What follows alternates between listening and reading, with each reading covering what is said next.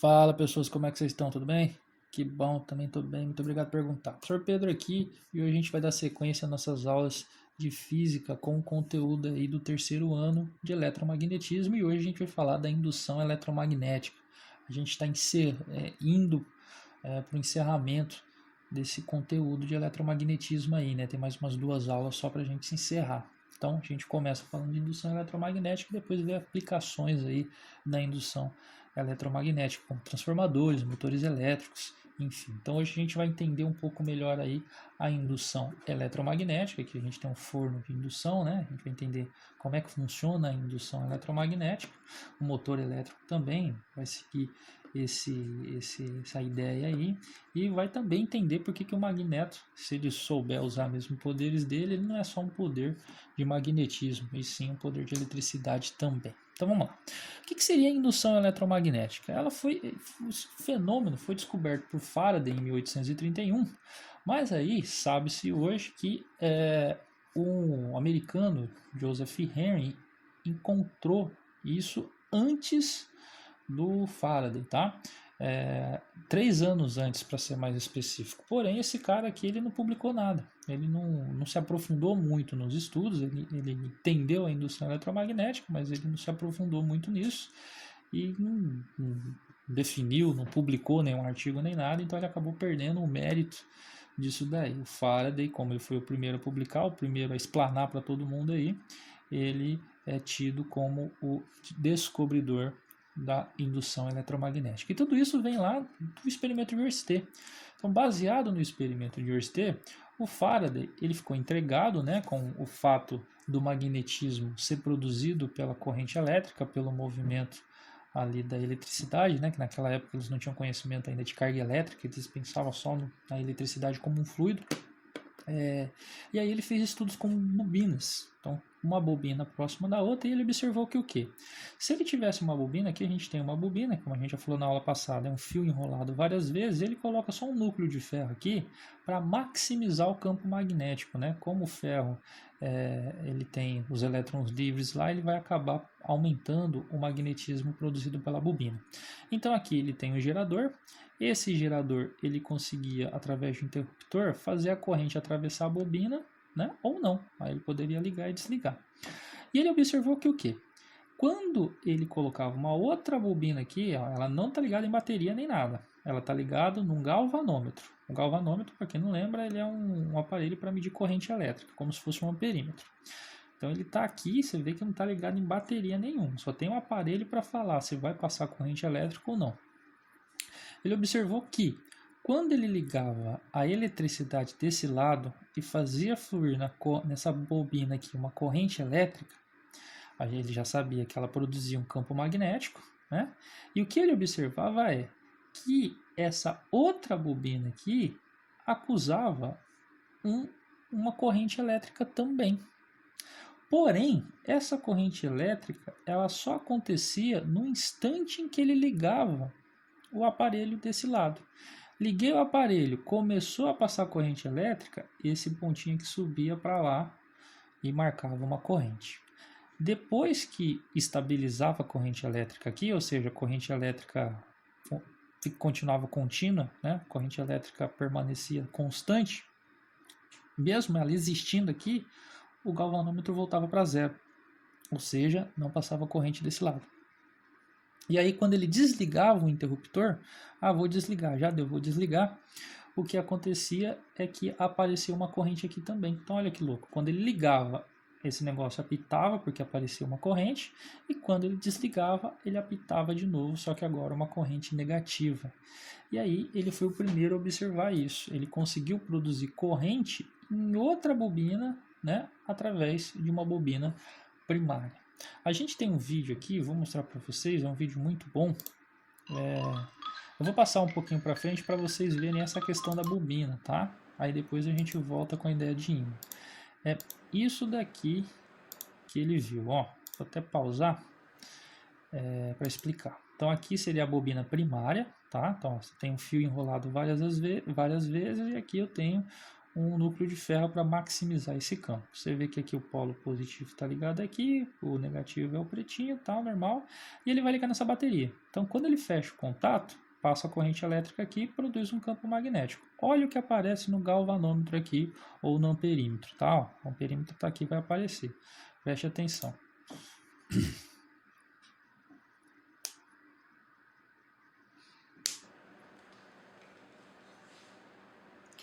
Olha lá, presta atenção aqui, ó.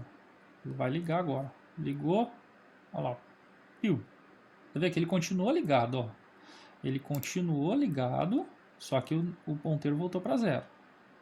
E na hora que ele solta, que ele abre o circuito, ó, presta atenção, na hora que ele colocou, ele vai coisar e voltar para zero, ele vai aumentar a corrente e voltar para zero. E depois quando ele tira, ó, ele vem para o lado contrário e depois volta a zero de novo. Colocou, foi para lá, tirou, vai para lá e depois ele volta a zero. Então você vê que a corrente ela é instantânea. Ela existe no momento que liga e no momento que desliga. Tá? Sempre invertendo os sentidos. Ó, agora ele vai inverter os sentidos, você vai ver que é o contrário. Ela vai vir para cá primeiro e depois na hora que ele tirar ele vai para o sentido oposto. Isso é porque a corrente está tendo sentido oposto dentro dessa bobina aqui. Tá? É isso que ele observou. Qual que foi a ideia dele? Quando ele liga o fio aqui, ó, colocando como liga, quando ele liga o aparelho, essa bobina primária ela cria um campo magnético. E esse campo magnético ele acaba permeando essa segunda bobina. Essa segunda bobina ela estava sem campo magnético nenhum, porque não tinha nada aqui. Então, de repente, não tinha campo magnético e passa a ter. Esse aumento do campo elétrico é o que produz uma corrente induzida, que a gente vai chamar de corrente induzida. Por que existe essa corrente induzida? Porque houve uma mudança do campo magnético. Essa é a teoria do Faraday. Essa é a grande contribuição do Faraday para a gente aí. Ele disse que quando o campo magnético dentro dessa bobina variar, pode tanto aumentar quanto diminuir, a bobina vai produzir uma corrente elétrica que a gente chama de corrente induzida, tá? Então, de novo, olha aí, vou até colocar novamente para a gente observar melhor enquanto eu vou tentando explicar. Então, essa corrente induzida ela existe quando varia o campo magnético. Porém, quando o fio continua passando corrente, esse campo magnético vai estabilizar.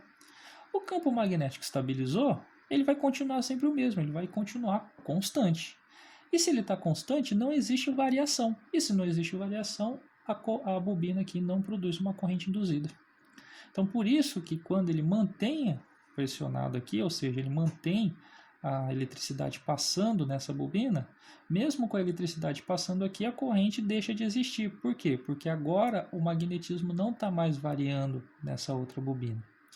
E aí, quando ele tira o fio, essa bobina vai parar de passar corrente. Se ela parar de passar corrente, ela não vai produzir mais magnetismo. E essa bobina secundária, que antes estava recebendo o magnetismo dessa primeira, vai deixar de ter, porque ele parou aqui, né? Ele cessou a corrente.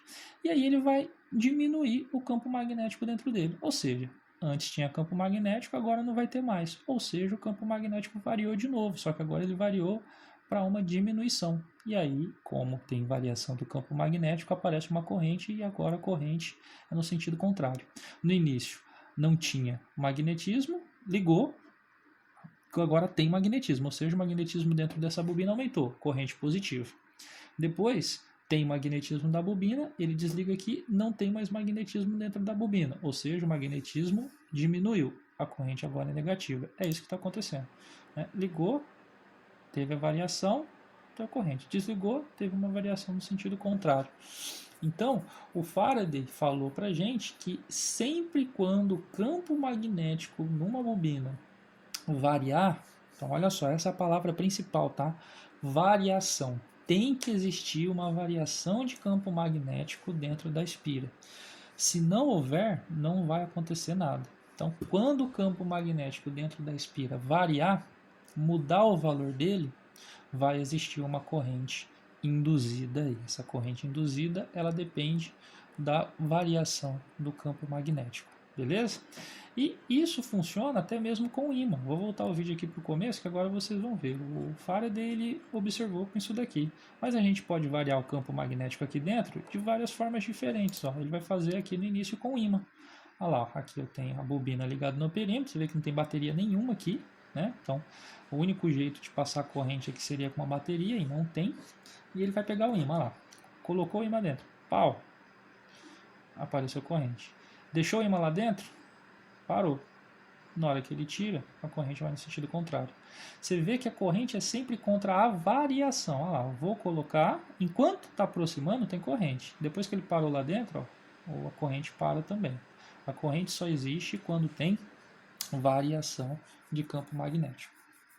Novamente, essa é a contribuição de Faraday para a gente aí, né? Não só essa, ele teve várias contribuições, mas essa aí é a principal. A gente já vai enunciar a lei de Faraday daqui a pouquinho, a lei matemática, né?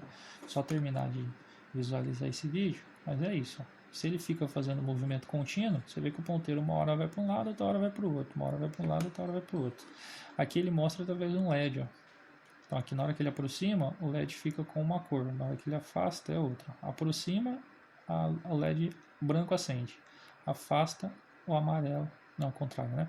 Aproxima o LED, aqui é para trocar. Aproxima a parte sul, o LED branco acende, afasta, o LED amarelo acende. Ó, afastou. Né? Então, a variação do campo magnético aí é o que conta pra gente. Beleza? Tranquilo? Então, é isso daqui. O campo magnético produzido por uma bobina gera corrente elétrica em outro. Beleza? Tá. Agora a gente vai entrar na parte mais chata, que é a matemática. Então a gente vai enunciar tanto a lei de Lenz quanto a lei de Faraday. Nosso querido Emil Lenz aqui, que é esse cara todo topetudo, todo bonitão. Esse topete é chavoso demais, né? Fala aí. O cara estava à frente do seu tempo. Isso daqui, na baladinha, ia ser um arraso. Mas enfim, o Lenz, ele se preocupou aqui no caso de saber o sentido da corrente induzida na bobina secundária. Como assim, professor? Calma que a gente já vai explicar. A gente viu que a bobina secundária ela criou uma corrente, tanto que estava sendo marcada no perímetro, e a gente viu que em determinado momento ela estava em um sentido e em outro momento ela estava no sentido oposto. Então, quando o ímã aproximava, ela ia no sentido, por exemplo, positivo para frente. Quando o ímã era retirado da bobina, ele ia no sentido contrário, sentido negativo. Então, Lenz, através de experimentação, através de observação, ele foi fazendo esse experimento várias vezes, o que ele propôs? Ele propôs o seguinte, ó, no momento que o ímã está aparecendo, ele está entrando aqui no caso, o que acontece dentro da espira em termos de magnetismo? Então vem comigo, vou até fazer o desenho aqui para tentar acompanhar. Nesse momento, só tem a espira, não tem ímã, nada perto dela. Então o campo magnético dentro da espira aqui é zero. Lembra da primeira lei de Newton, que é a lei da inércia? Todo o corpo tende a permanecer no estado de movimento que está. Se o corpo está parado, vai continuar parado. Se ele está em movimento, vai continuar em movimento. Então aqui a ideia é basicamente a mesma, só que não é em relação a movimento, é em relação a campo magnético. Segundo Lenz, a espira em questão, ela quer continuar nesse estado. Então, se o estado é campo magnético zero, ela vai querer manter esse campo magnético dentro dela aqui zero. E quando eu chego com o ímã e aproximo esse ímã da espira, o que eu estou fazendo com o campo magnético aqui dentro? Eu estou aumentando, porque quanto mais próximo esse ímã tiver, maior é o campo magnético. Então, a aproximação desse ímã da espira está fazendo o campo magnético aumentar. E a bobina não quer isso, meu irmão. Ela tá falando, pô, você tá de brincadeira com a minha cara, velho. Eu tô de boa aqui, sem campo magnético nenhum. E você tá querendo aumentar o campo magnético? Não. Então ela vai lutar contra. Só que para lutar contra, ela tem que produzir um campo magnético também. O único jeito de você interagir com um campo magnético é com outro campo magnético. Então a bobina ela faz isso. Ó. Essa linha azul aqui está representando o campo magnético produzido pela espira, um campo magnético que a gente chama de induzido. Esse campo magnético está sendo feito para barrar o aumento do campo magnético aqui dentro. Por quê? Soma de vetores. Ó. Esse é o campo magnético externo. eu quero que o campo resultante lá dentro seja zero. Então, como que eu vou brigar com o campo magnético externo? Criando um campo induzido no sentido contrário. Para quê? De modo a um subtrair do outro e zerar o campo resultante lá dentro. Porém, ele não consegue, mas não é por conta disso que ele não tenta. Ele cria esse campo magnético no sentido contrário. Porém, como que a gente cria campo magnético? A gente já viu na aula passada que a corrente elétrica é o movimento das cargas elétricas que cria um campo magnético. Então essa espira, olha que bizarro, do nada ela cria uma corrente elétrica. Os elétrons livres dentro da espira, dentro do fio condutor, eles vão se movimentar sozinhos a fim de criar esse campo magnético aqui para brigar com o ímã. E aí, pela regra da mão direita, o campo magnético aqui é no sentido anti-horário. Então quando eu aproximo o ímã da face da minha espira, né? Então tem a face aqui como referência. O campo magnético que ela vai produzir é tal que a corrente que vai ser criada necessária para produzir esse campo magnético, ela vai estar no sentido anti-horário. Usa a regra da mão direita aqui que você vai ver, né? Seu dedão no sentido da corrente, você vai ver que seus dedos da mão direita vão estar entrando aqui, empurrando o campo magnético do ímã no sentido oposto.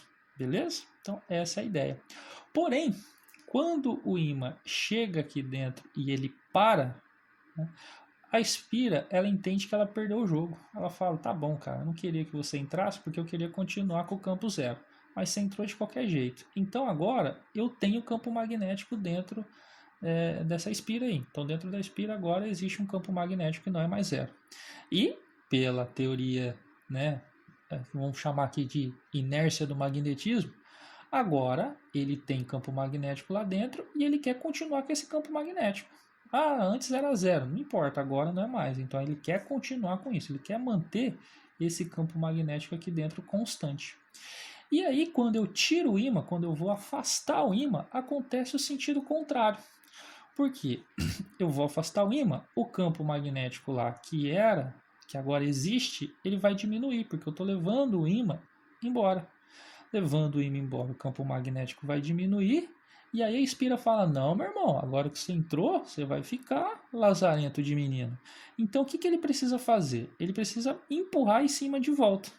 Como o magnetismo só interage com o magnetismo, o campo magnético que estava para a esquerda e está diminuindo, ele não quer que esse campo diminua, então ele vai produzir um campo induzido no mesmo sentido para tentar aumentar ele de novo e voltar ao valor que era antes, para evitar essa diminuição aqui. Ele não quer que diminua.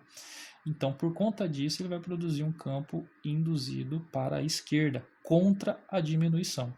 Pela regra da mão direita, a corrente que vai aparecer na espira tem que estar no sentido aqui agora horário, né?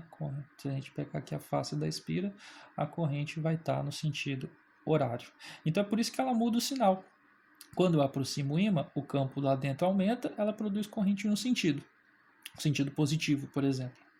Quando eu afasto o ímã, a corrente produz no sentido oposto, no sentido contrário, que seria um sentido negativo, por exemplo, tá? E quando o ímã está lá dentro parado, não aparece corrente. Por que não aparece corrente? Se o ímã está lá paradinho, o campo magnético dentro da espira não muda. Então, se o campo magnético dentro da espira não muda, ele fala, meu negócio é que tem que permanecer constante. Se está constante, para mim está bom. Se mudar, é que eu fico puto. Então, essa é a lei de Lenz. Você vê que a lei de Lenz, ela fala para a gente o sentido da corrente induzida, através da regra da mão direita, tudo aquilo que a gente já estudou. Beleza? Tranquilo? Então lembra da inércia, que acontece basicamente igual aqui. Toda espira, toda bobina quer continuar com o campo magnético dentro dela, no interior dela, um campo magnético constante. Beleza? Então é isso daí, ó. Aproximou o ímã, faz a regra da mão direita aí no desenho para você ver, ó. Se você fizer, quando ele estiver aproximando, o campo magnético está entrando. Então, ó, conforme o ímã entra, o campo magnético da espira aumenta, ela não quer, então ela vai produzir um campo induzido para a direita. Pela regra da mão direita, seu dedão está para cima, você vai ver que seus dedos eles fecham nesse sentido.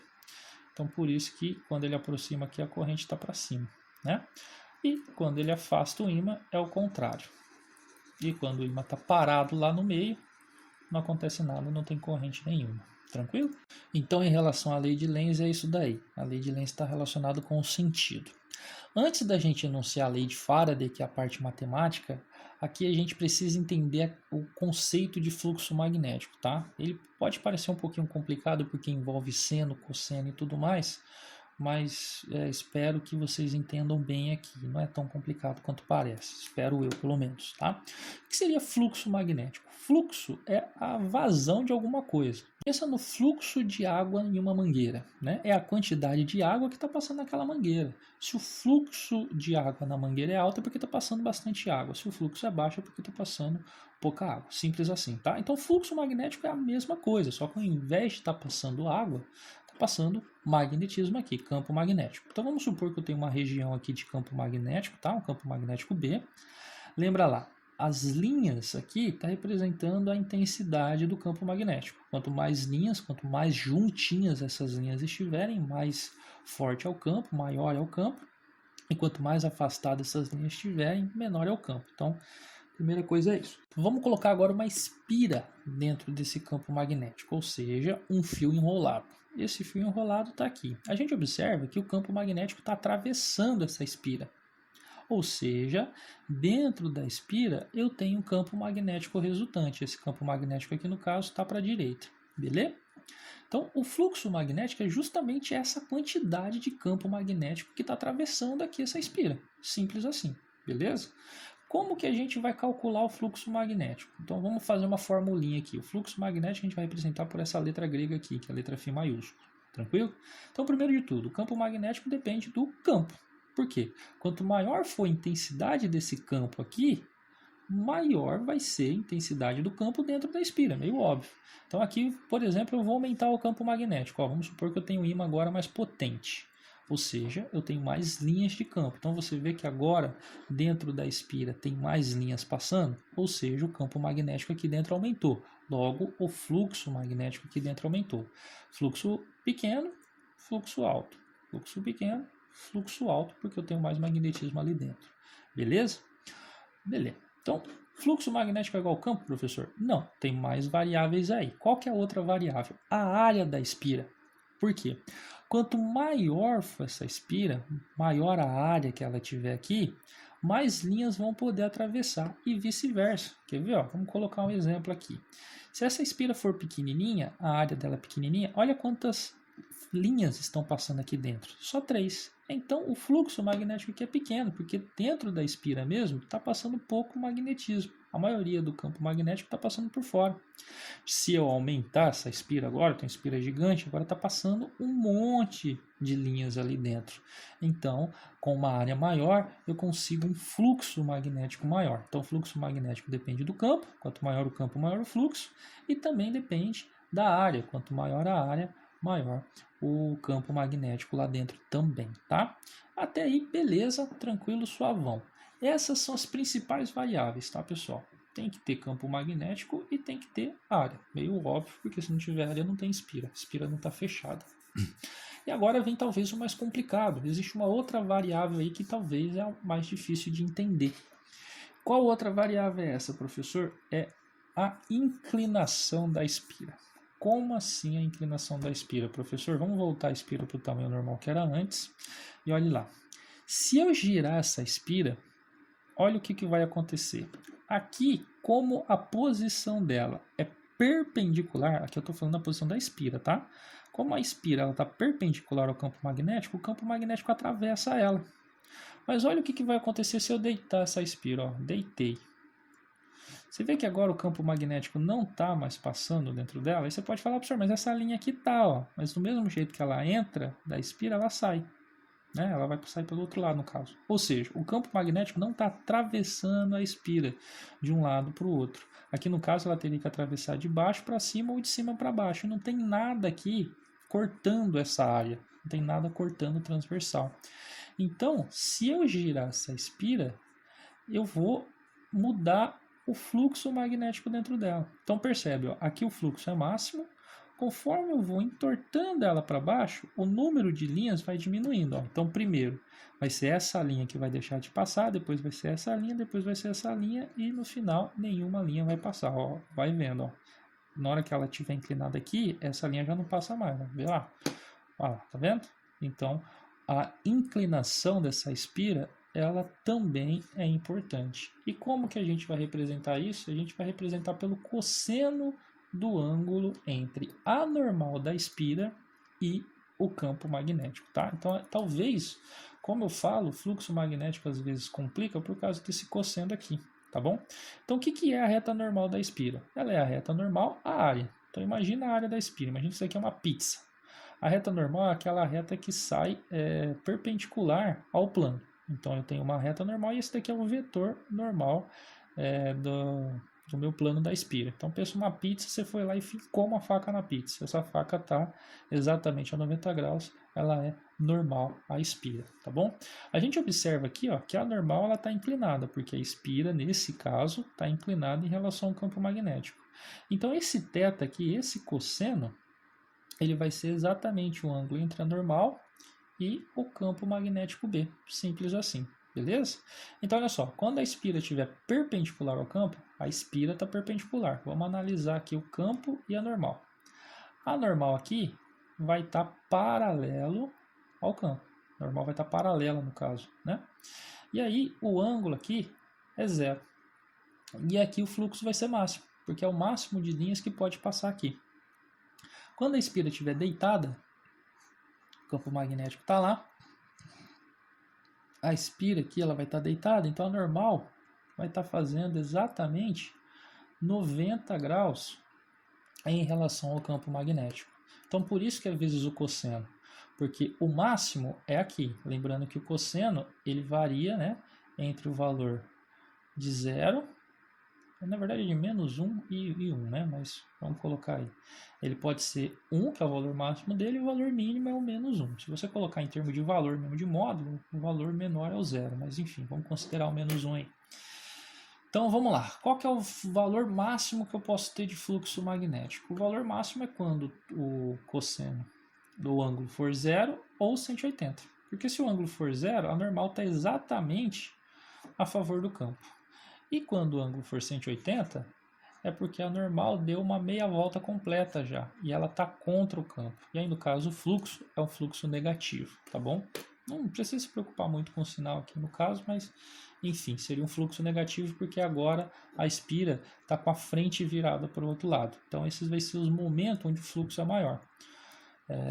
E o fluxo ele vai ter o menor valor quando ela estiver exatamente deitada aqui. Ou a normal vai estar para cima nesse exemplo, ou para baixo também. Ou seja, a 90 graus ou 270 graus. Aqui a gente tem um vídeo do GIFs de física que ele vai plotando o gráfico aqui do fluxo conforme ele vai girando. Então vamos lá, a gente tem um campo magnético aqui, o campo magnético está para cima, tá? E a normal aqui tá representado por esse vetor rosa. Olha lá, vamos lá, vem comigo. Olha lá. Então eu vou até tentar pausar aqui para vocês verem maior, ó, melhor. Aqui a normal está a favor do campo, ó. Normal para cima, o campo está para cima. É essa situação aqui, ó, normal a favor do campo. Tá vendo? O fluxo magnético é máximo. Ó, ele vai continuar a virar, então vamos parar em 180 graus, ó.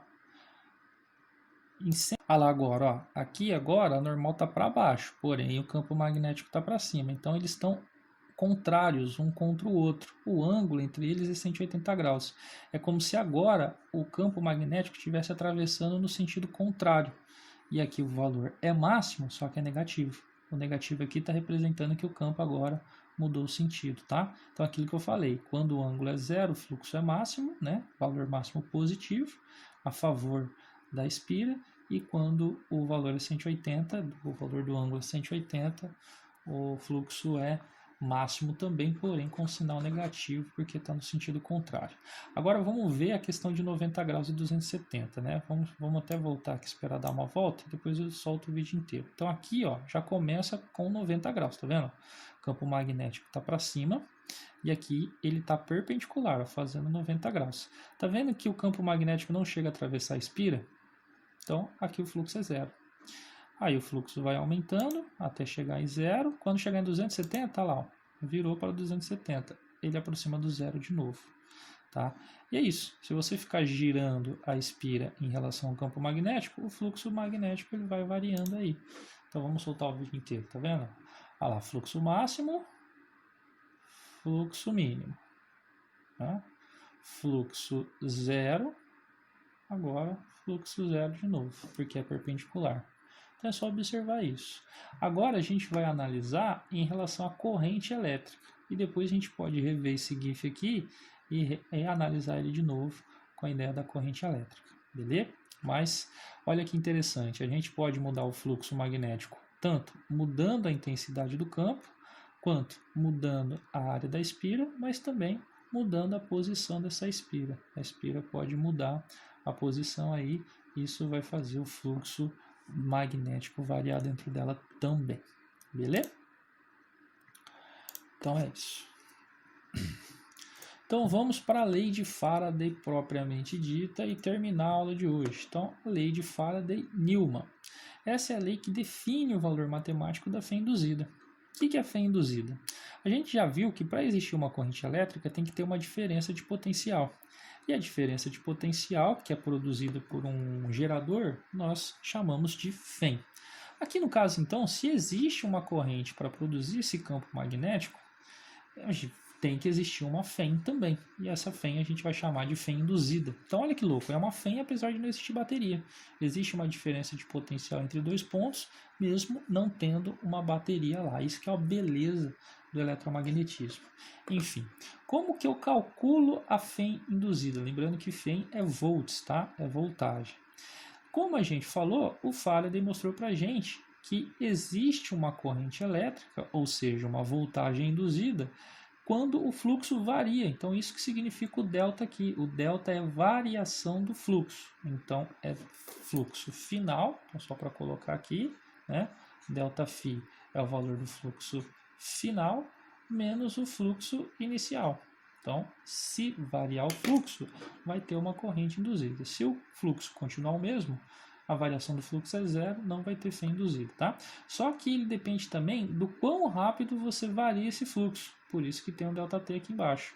Se você aproximar em cima aqui da forma que ele está aproximando, a forma mais vagarosa, vai aparecer uma corrente X. Se você pegar em cima e aproximar bem rapidamente, dar um empurrão bem rápido, a corrente vai ser maior. Por quê? Porque você aproximou, você variou o fluxo mais rapidamente. Quanto menor o tempo aqui, maior o fluxo, porque o ΔT está dividindo, tá? Então, a fé induzida é a divisão da variação do fluxo pelo intervalo de tempo que demora. E esse negativo aí, professor? Esse negativo vem da lei de Lenz. Como a corrente induzida é sempre contrária à variação do fluxo, porque ela não quer que o fluxo varie, então esse negativo aqui está para falar isso. Ó. Sempre a corrente induzida ela é contra, esse negativo aqui fala isso para a gente, contra a variação do fluxo. Tá? Então esse negativo aqui, o sinal, você não precisa nem se preocupar tanto, ele está definindo mais o sentido da corrente do que o valor propriamente dito. E como a lei de Ohm, a gente sabe que U é igual a R vezes I, ou seja, a voltagem, a DDP, é igual ao valor da resistência do fio vezes a corrente que é produzida ali, né? Aqui a gente tem também que a fém é igual a R vezes I. Então, se eu quiser saber a corrente induzida, que é o mais importante para a gente, é só partir dessa lei de Ohm aqui. Corrente é igual a fém dividida pelo R. Então, você vai passar esse R aqui dividindo a fém. Como a fém induzida é esse valor, eu vou passar o R aqui dividindo. É por isso que a corrente induzida aqui é a variação do fluxo dividido pelo tempo vezes a resistência. Esse R aqui é o R da resistência do fio. Beleza? Então essa é a lei de Ohm, a parte matemática. Se você entendeu a ideia, a fórmula aparece sozinha. Variação do fluxo tem corrente induzida. Então vai ser variação do fluxo pelo tempo. Vou fazer os exercícios aí para terminar a aula de hoje, rapidão. Primeiro exercício da UFJF, Minas Gerais, a Universidade Federal de Juiz de Fora, fala o seguinte: uma espira circular está imersa em um campo magnético criado por dois ímãs, conforme a figura abaixo. Então aqui, ó, eu tenho uma espira e eu tenho dois ímãs aqui, ó. Esse ímã pode deslizar, tá? Um dos ímãs pode deslizar livremente sobre uma mesa que não interfere no campo gerado. Então, a mesa não interfere, tá? O ímã interfere. Quem não interfere no campo gerado aqui é a mesa. O gráfico da figura a seguir representa o fluxo magnético através de espira em função do tempo. Então aqui ó, é o fluxo, é a quantidade de campo magnético que tem aqui dentro. A gente observa que ele continua o mesmo, né? Não muda, depois ele diminui, depois ele aumenta, depois ele continua o mesmo, depois ele diminui de novo. O intervalo de tempo em que aparece na espira a corrente elétrica induzida é D, então ele está perguntando aqui, em que momento vai aparecer corrente? Como a gente já falou, a corrente aparece quando o fluxo varia. Então, de 0 a 1 segundo, o fluxo não varia. E de 3 a 4 segundos, o fluxo também não varia, porque ele continua o mesmo valor. Então, vai aparecer corrente aqui de 1 segundo até 3, porque é um momento onde o fluxo não permanece constante, ele está mudando. A partir do momento que ele diminui, aqui ele aumenta, não importa, ele está mudando. Tá? O que vai influenciar aqui, diminui e aumenta, é o sentido da corrente. Mas a corrente vai existir de 1 segundo até 3 segundos. E depois ela vai existir também de 4 a 5. De 4 a 5 a gente vê que o fluxo diminui, então vai ter uma corrente também. Então a alternativa correta é a alternativa C. Beleza? Simplão, tá vendo? Uma universidade federal aí.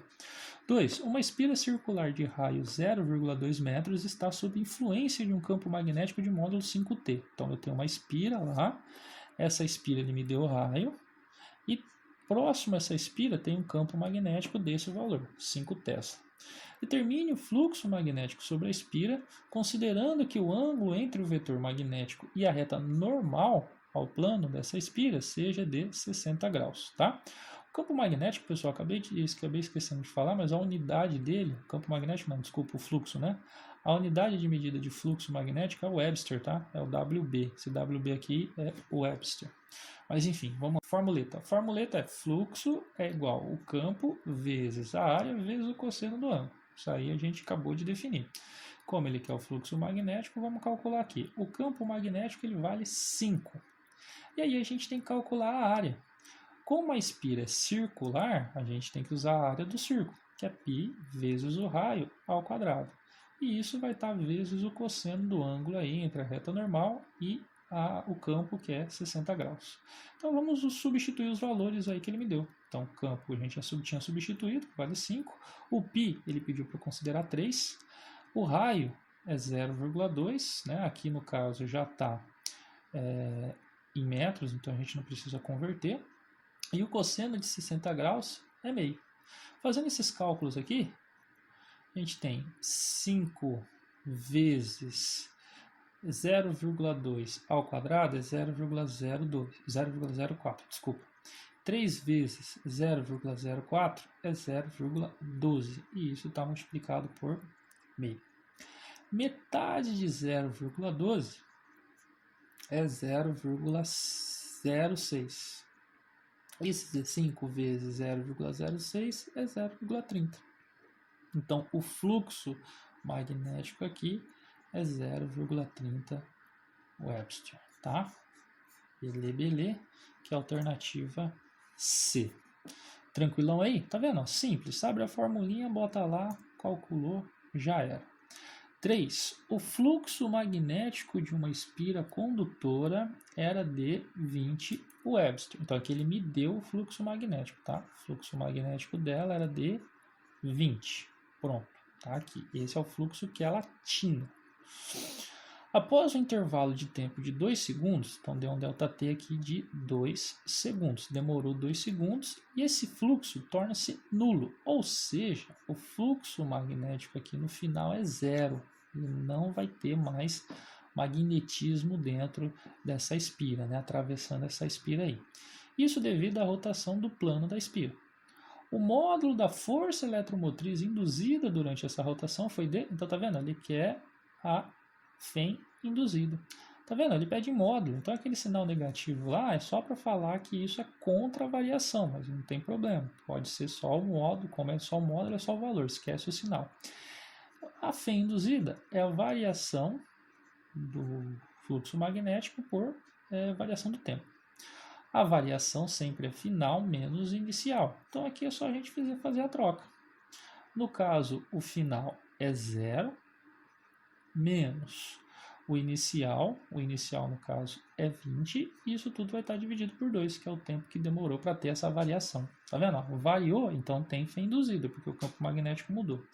Então aqui a gente tem menos 20 dividido por 2, então a Fem induzida nesse caso é de menos 10. Aqui o menos, pessoal, como eu falei, é módulo. Então não importa esse menos aí, tá? Então a Fem induzida tem o valor de 10 volts, porque Fem é dado em volts, e aí a alternativa A. Então esses são exercícios bem simples mesmo, só para ver se vocês entenderam a ideia aí. E a aula de hoje encerra por aqui, tá bom? Na aula que vem a gente vai falar sobre as aplicações disso, né? Sobre motores elétricos, transformadores de tensão e tudo mais. E encerrar essa parte de indução eletromagnética aí, tá bom? Beleza? Então é isso. Tamo junto. Qualquer coisa, só mandar um alô aí. E muito obrigado e falou!